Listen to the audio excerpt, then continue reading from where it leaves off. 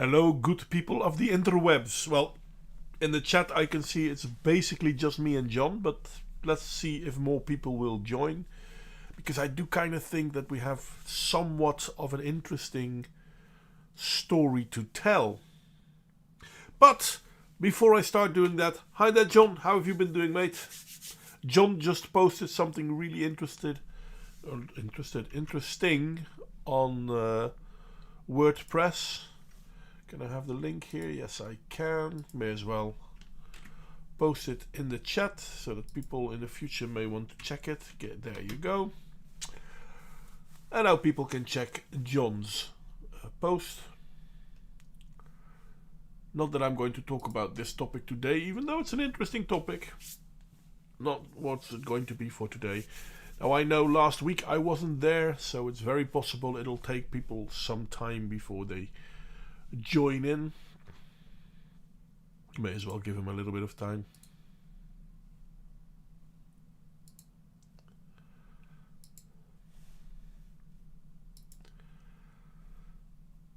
Well, it is a conspiracy. The term conspiracy theory is a psyops. I think you are very much correct, John. I really believe you are correct. Hi there, Ludicrous. How nice of you to join us. But yeah, no, today's topic is going to be, at one point, I want to say a difficult topic, but it's not. At the same time, I know people will start calling it a conspiracy theory, but once again, too often, things that are called conspiracy theories are proven not to be so. And I don't like to think of it like that, but it's too often that we are being told that something isn't what we think it is, but everything seems to point out that, yeah, you know what, it is. And I don't understand how this keeps happening. I don't understand how we keep falling for this, but we do. I'm more than interested if anyone knows why we keep doing this. Now, out of a simple view, if we look at it from social psychology, then you're going to say, well, yeah, people will believe what those that they deem as their superiors above them. They will believe what they say because humans are tending to believe those in power. But at what point are we going to say, okay, you know what? This is beyond stupid. Anyway, hi there, Toxic. Yeah, I have a bunch of people here already. Now, I'm going to start by saying that last week, well, who is this we? This we are the people who are, well, the ones that still think that if you disagree with mainstream media, you're a conspiracy theorist. If you don't believe that politicians have the very best in store for you, you're a conspiracy theorist. I mean, these people are willing to believe that wearing a mask is a good thing, even though their politicians have been saying for months that it's a terrible thing. But all of a sudden, these politicians started saying, no, it's a good thing now. And all of a sudden, everyone believed that wearing masks is a good thing. Now, obviously, that's at best a side note.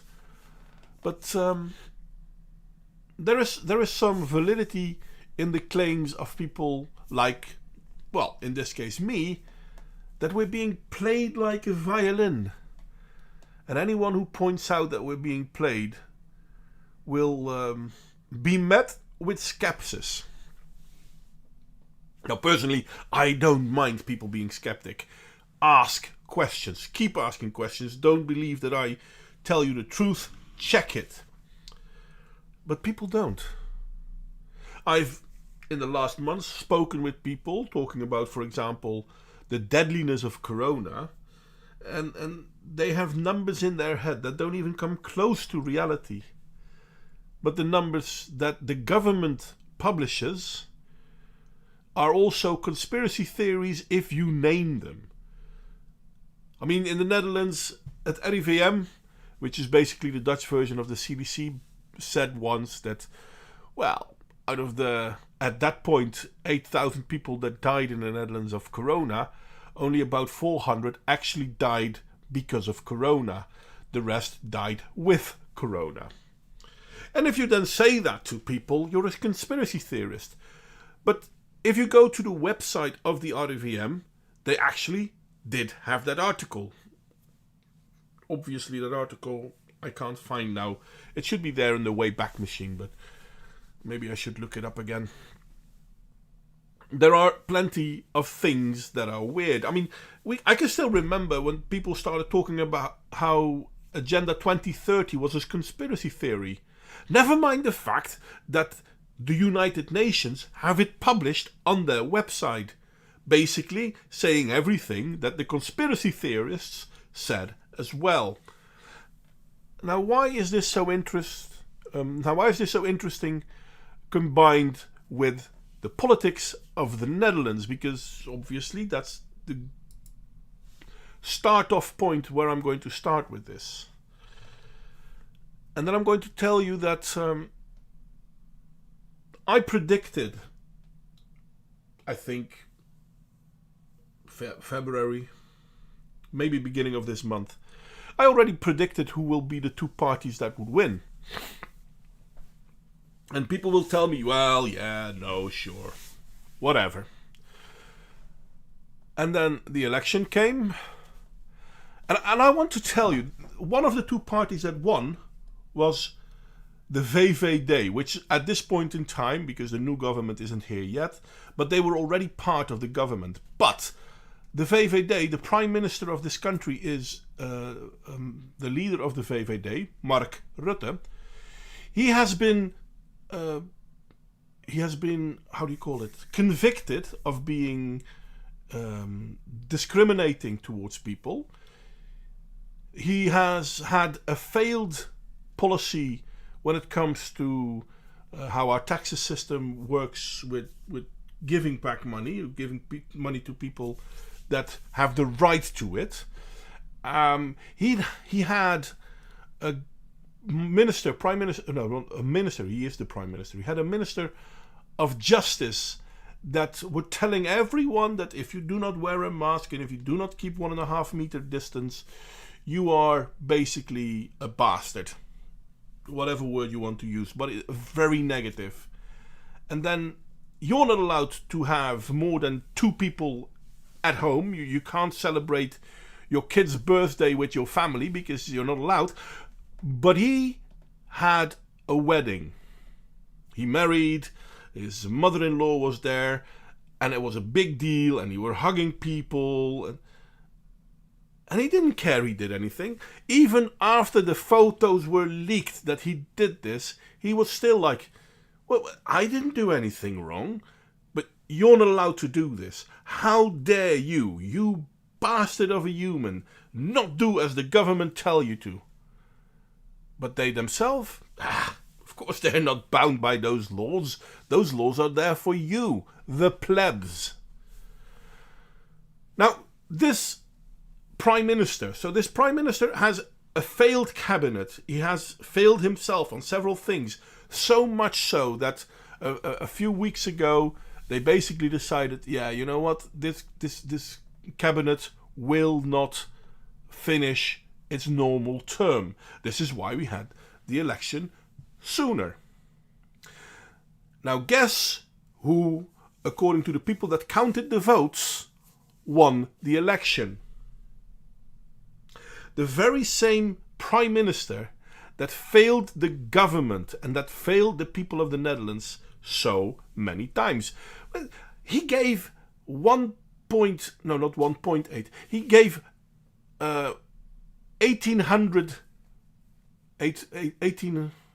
billion, 1800 billion, I can't remember, but a huge amount of Dutch money to other European countries, because those European countries are struggling because of corona.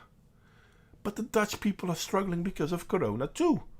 We see a major downfall in privately owned businesses, and We see a rise in domestic violence and suicides. There are lots of problems just from Corona. But then the money goes to France, Italy, Spain, and Greece, who will give their health workers an improvement in their salary, which I can understand, which is, these people work hard, especially in this time of social psychosis. You know which countries do not give their health workers a raise? Well, the Netherlands, because they don't have money for it. So they have money to give away, but not money to introduce in their own economic system. Now, obviously what you can see is an image of the World Economic Forum, because it seems that the World Economic Forum does have, how do you say that? In Dutch you would call it a vinger in the pop. They have they have weight in the game. They have not only control, but things happen because they want them to happen. And what does that have to do with the Dutch government? Well, there were two parties, and both of these parties were being led by people that have had interesting positions within the World Economic Forum. And to begin with, I will start to show you the first one. This is from the World Economic Forum. Here it talks about Mark Rutte, and one could argue that this is merely an introduction in who he is on this page, which is partly true. It tells you who he was. In 1992 he graduated and joined Unilever. He worked for different groups, became Prime Minister of the Netherlands, etc, etc, etc. It doesn't say much more than that. Yeah, that's true. But he's considered, and if I show if I can see it. Let me click on the button. He is considered an author of the World Economic Forum. There you go. He's one of the authors. So yeah, I'm sorry, but why is he an author of the World Economic Forum? I don't understand. I'll not try to explain it, because I would think his primary job would be the Netherlands. But no. Apparently he has a job outside of the Netherlands. And yes, human resource, who'd have thought? Anyway, now this is one of the two winners of the last Dutch election. Let's see if I can find the right button to do this. Nope, not that one. This is the second winner of the Dutch election. This is Sigrid Kaag. Now, she's called Sigrid Kaag because she's married to someone with a non-Dutch name. I mean, of course, he hasn't got a Dutch name because he's a politician in Palestina. Not in Israel, mind you, in Palestina. He has been a minister under Yasser Arafat.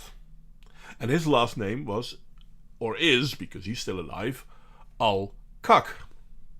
But you can't say Al-Kak in Dutch, so it became Kaag. Or at least I think that's why she's called Kaag. I'll not lie. She has been living in Israel for the last several years. Now, again, you see a nice list of all the things that she's done and all the things that she's... What's not mentioned is, for example, that the Dutch Ministry of Foreign Affairs put her on a blacklist for a while because she was married to someone with close ties to the PLO, again, minister under Arafat, which was one of the world's biggest terror organizations some time ago, or terrorist organizations. I don't know the real word for it. And Miss Kaag has often been quite clear on her disdain for Israel. Funny enough, when she can, she will call other people anti-Semitic. And I mean, if people were starting to complain, for example, about Soros, she was one of the people who would come out and say, "How dare you? How anti-Semitic of you!" But at the same time, if you look into her, she is rather a big hypocrite, because anti-Semitism is one of her selling points. I don't know what a kaag is in English, leprechaun. But why is this so interesting? Well, she too has an interesting position within the World Economic Forum, because once again, she's one of the authors for the World Economic Forum. She's not on this list because they list all the European politicians. No. She has an interest in the organization, and the organization has an interest in her.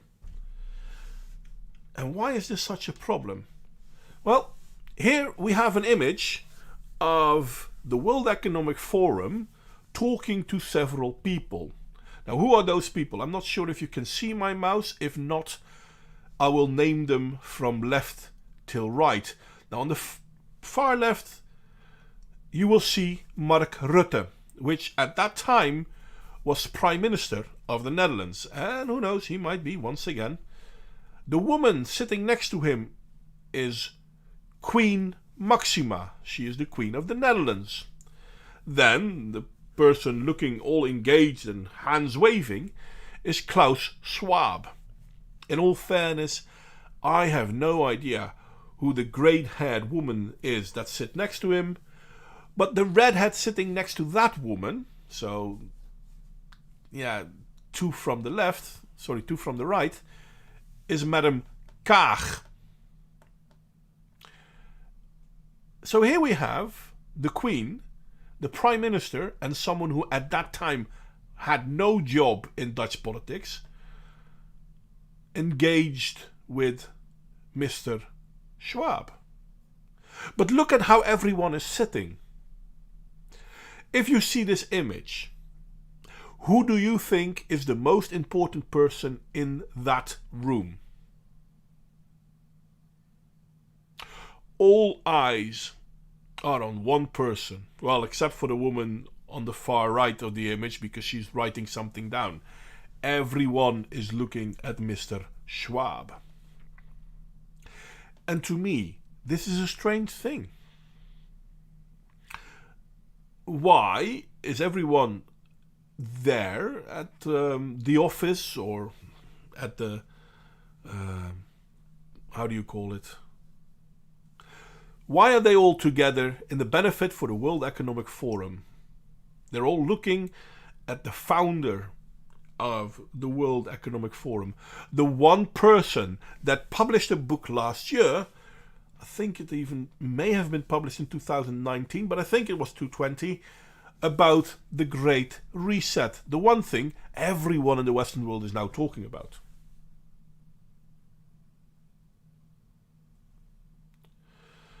How is this possible? How can we not see this? And if you're going to say, well, yeah, no, the Dutch are fucked, I'm going to say, yeah, you're correct. Because the number one and number two of the Dutch government will be interested in helping along the World Economic Forum, more so than they are helping along the Dutch people. And then you're going to say, well, yeah, that's terrible. The Dutch are fucked. And you know what? At one point I'm going to say, yeah, you're bloody well right. But you know, it's not just the Dutch that are fucked. Because Merkel, Macron, Xi, all these people have a very interesting spot within the ideas of the World Economic Forum. And yes, thank you, Ludicrous. A conference room may have been a very good word for that. When was that photo taken? Yeah, that's not so long ago. I had that information. Maybe I have it. Let me see if I can get it back real fast. Does it say something here? Of course it doesn't.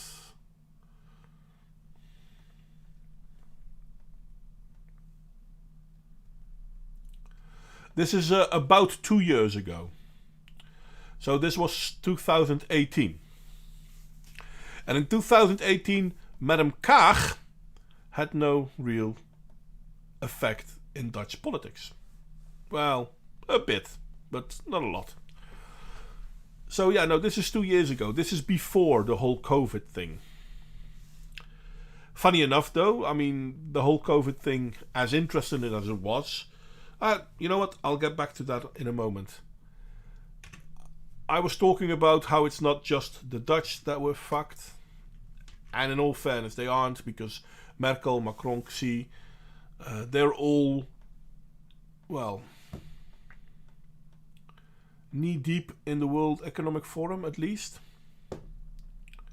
And we are faced still with the second or third wave of COVID.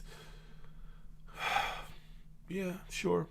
We will have Chancellor Merkel with us to discuss this, and also President Macron, Brand Borg Brand, being one of the organizers.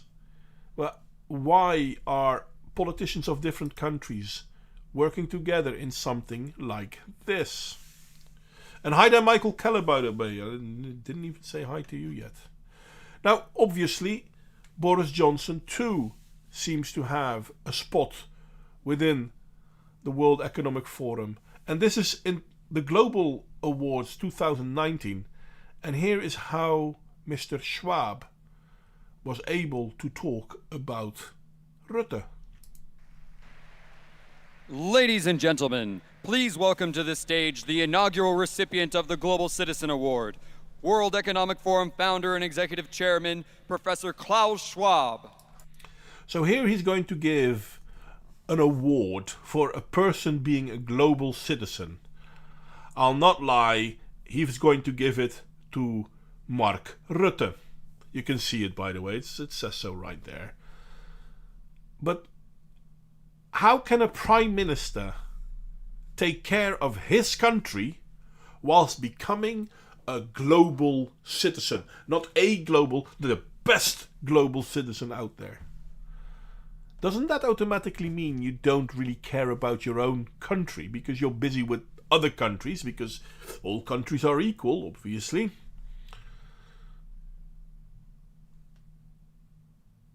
Anyway, let's listen to what they got to say.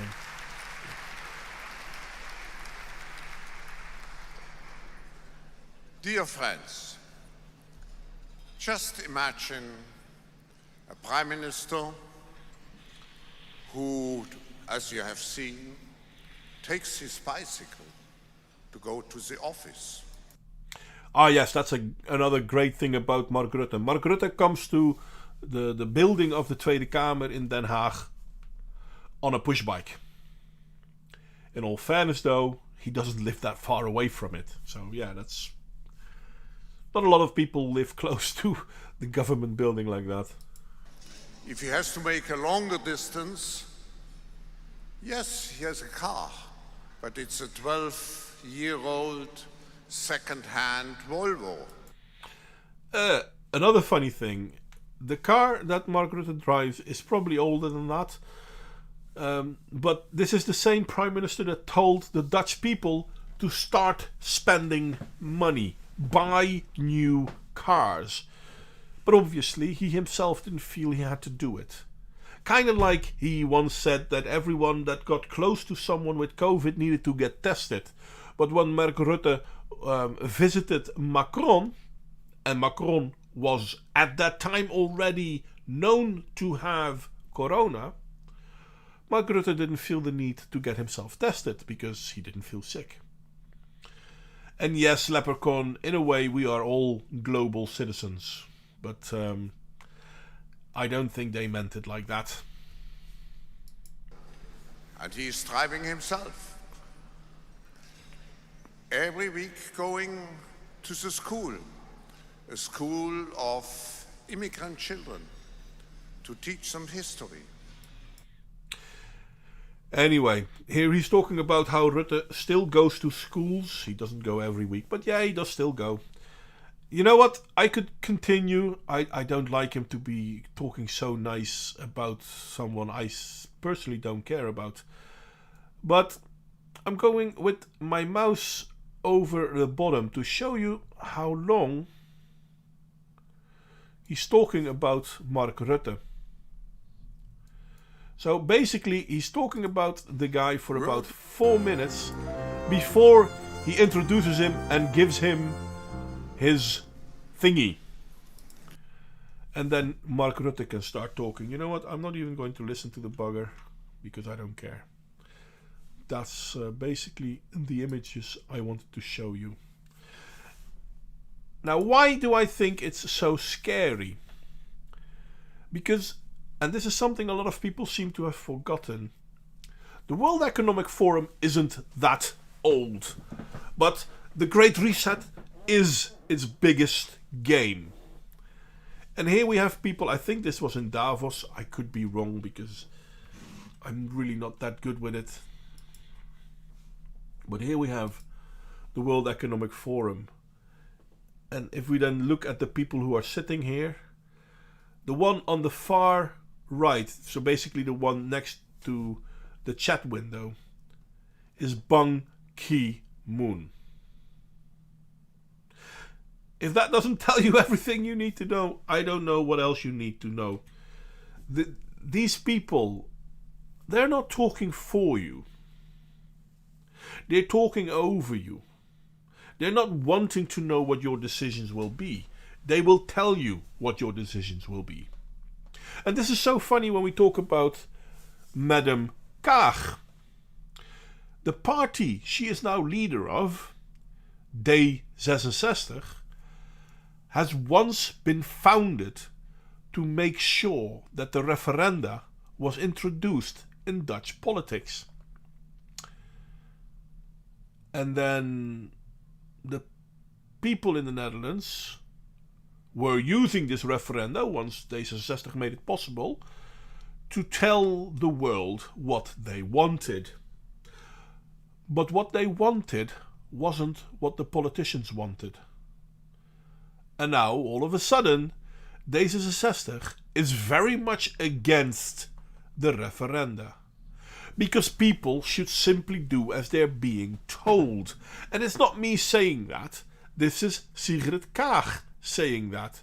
She basically spoke at one of the many things she had about how stupid it was of the Dutch people for going against what the politicians think would be a good idea. Imagine that. And in the Netherlands, in the last few months, because of the elections, we've seen a lot of bullshit stories like, okay, now we're going to vote for a woman. This is something we've seen in America too, don't get me wrong. But we have to vote for a woman. We have to vote for a woman. We have to vote for a woman. But somehow the only woman that constantly got, pulled forward was Sigrid Kaag. But there are other women in politics. I mean, if we look at the Partij voor de Dieren, the Party for Animals, it's basically a green party that wants to do well for animals. Now, this party has been around for a while. Not as long as D66, obviously. But, I think 10 years, 12 years, 14 years. I can't remember when they started. But they started with a female. They've basically had a female at the head of that party for as long as this party existed. I'd have to admit, I'm not completely in favor of this party, or rather I don't support what they support. But this party has been, how do you say this, consequent. What they said then, they still say today. Now, obviously, they're way too worried about the animals of the world. Fair enough. But they have been consistent. And if you're going to say vote vagina, thank you, John, that's a very good way of putting it, then why didn't she go? Why doesn't the media go for someone like Esther Ouwehand?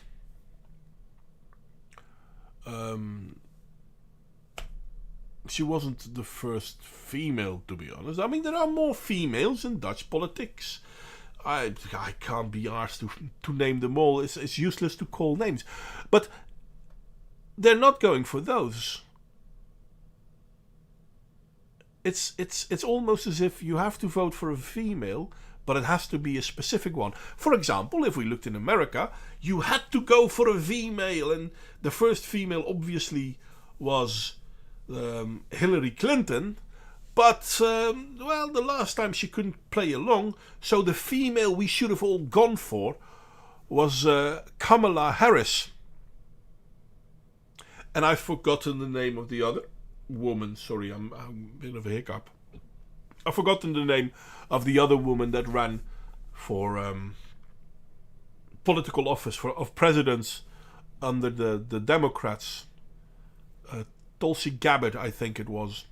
And this is a woman with a distinguished military career who realizes that wars are not something you should do willy-nilly. And she spoke out about these things. Guess who the Democrats didn't want? But you should vote for a woman. But only for the woman we tell you to vote for. Because in the Netherlands, there were several women. We've got several women leading parties, obviously. Esther Ouwehand of Partij voor de Dieren is one. We have the leader of the Socialist Party in the Netherlands is also a woman, Marijnissen.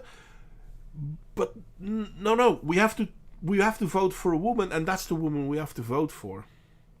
And yes, John, according to Biden, Kamala Harris is the president. And when we said that this would be the case less than 2 months ago, we were considered idiots. And now he basically himself said that Kamala Harris was, when he went somewhere with President Harris, not with Vice President Harris, with President Harris. I don't get this anymore. I have to admit, I simply do not understand how we get pulled into this mess time and again. Obviously, I'm a conspiracy theorist, so why the hell would you listen to me? But at the same time, I can't be the only one who thinks that there's something seriously corrupt about how politics in the Western world is being done at the moment. And obviously, I'm now talking about the Netherlands, but I'm pretty sure it won't have been different in Germany, in the Great Britain Isles, in France, in America. We have people leading us that most people can't understand that they even are allowed to drive a car. And I've read somewhere that Biden indeed nearly fell down the stairs of Air Force One, but I haven't seen video of it, so I don't know. It might be hearsay.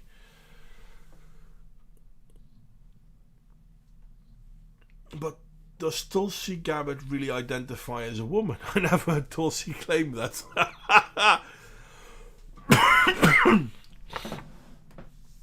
Well, the thing is with Tulsi Gabbard is that I'm pretty sure she identifies as a woman, but then again, she plays the part, so she kind of assumes everyone will identify her as a woman too, and if you don't, I don't think she's the person who will actually be worried about it.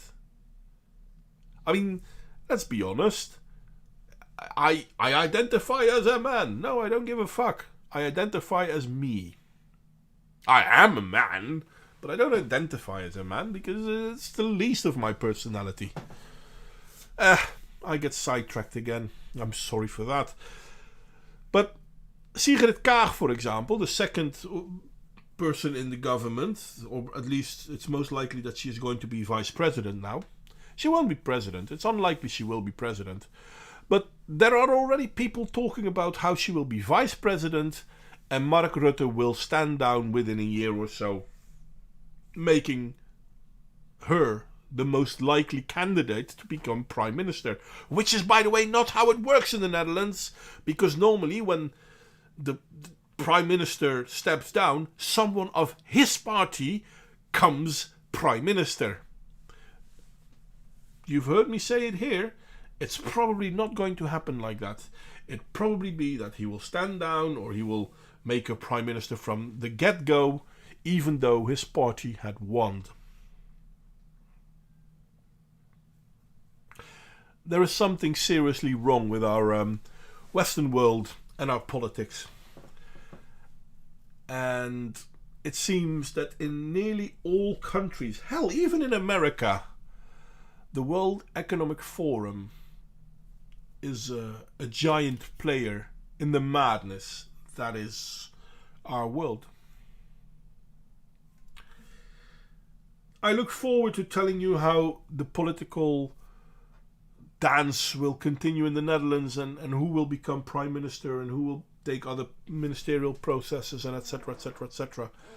But at the same time, I am somewhat scared to see how this will go. Because D66 and VVD both are basically behind everything this country does because of the corona madness.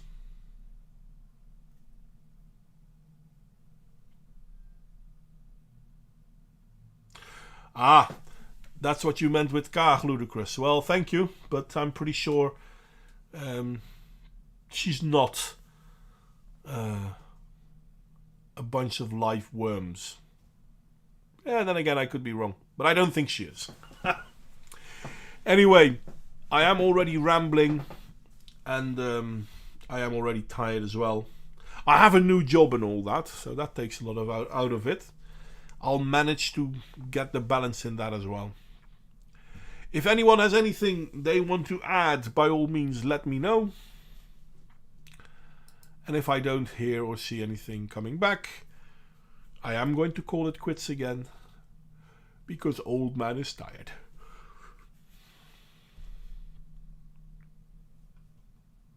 And now I have to wait and give people a chance to respond to what I just said, because, yeah, that's the downside of having one of those great delays.